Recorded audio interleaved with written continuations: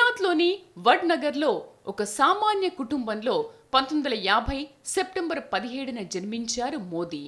దామోదర్ దాస్ మూలచంద్ మోదీ, హీరాబెన్ దంపతుల 6 పిల్లల్లో 3వ సంతానం మోదీ. చాలా గడ్డు పరిస్థితిలో నరేంద్ర మోడీ గారి బాల్యం. ఒక రైల్వే క్యాంటీన్లో ఛాయ్ అమ్మి తన జీవితాన్ని గడిపిన వ్యక్తి. యుక్త వయసులో రాష్ట్రీయ స్వయం సేవక్ సంఘ్లో చేరిన మోదీ దేశభక్తి, సేవాభావం, నాయకత్వ లక్షణాలను అలవర్చుకున్నారు. ఆర్ఎస్ఎస్లో చేరినప్పుడు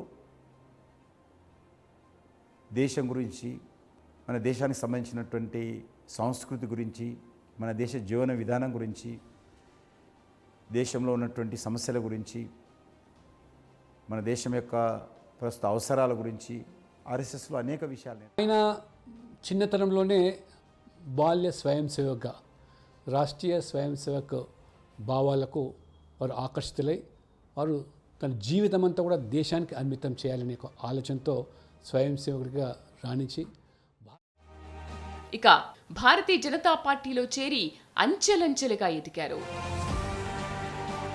2001లో గుజరాత్ సీఎంగా బాధ్యతలు స్వీకరించిన మోదీ 3 సార్లు అప్రతిహతంగా ముఖ్యమంత్రిగా సేవలందించారు. గుజరాత్ అభివృద్ధిని పరుగులు పెట్టించారు. అప్పట్లో ఆయన తీసుకొచ్చిన గుజరాత్ మోడల్ దేశవ్యాప్తంగా ప్రాచుర్యం పొందింది.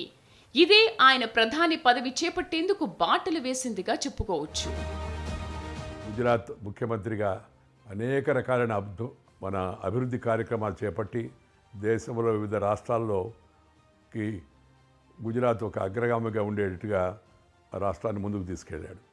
గుజరాత్ రాష్ట్రాన్ని అగ్రపదంలో నిలబెట్టడమే కాకుండా దేశాన్ని కూడా అగ్రపదాన్ని తీసుకెళ్లాలన్న ప్రయత్నం ఆయన ప్రధానమంత్రి అయిన తర్వాత చేపట్టాడు.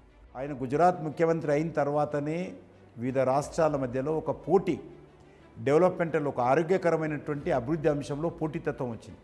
వారు ఒక కొత్త కాన్సెప్ట్ తీసుకొచ్చి మరి ఇన్వెస్టర్ సమ్మిట్ పేరు మీద, గ్రామాల దత్తత పేరు మీద అనేక రకాల కరప్షన్ ఫ్రీగా ఉంటూ వారు ముఖ్యమంత్రిగా ఒక డెవలప్మెంటల్ యాక్టివిటీ పైన దేశమంతా కూడా ప్రచారం చేయడంతో మా రాష్ట్రాలలో మౌలిక వసతులు పెరగాలి, మా రాష్ట్ర ప్రజలకు కూడా మేలు జరగాలని ఈరోజు ముఖ్యమంత్రులు ఆలోచన చేస్తున్నటువంటి అంశం చాలా మొదటిసారి నరేంద్ర మోడీ గారి చొరవతోటి ప్రారంభమైంది.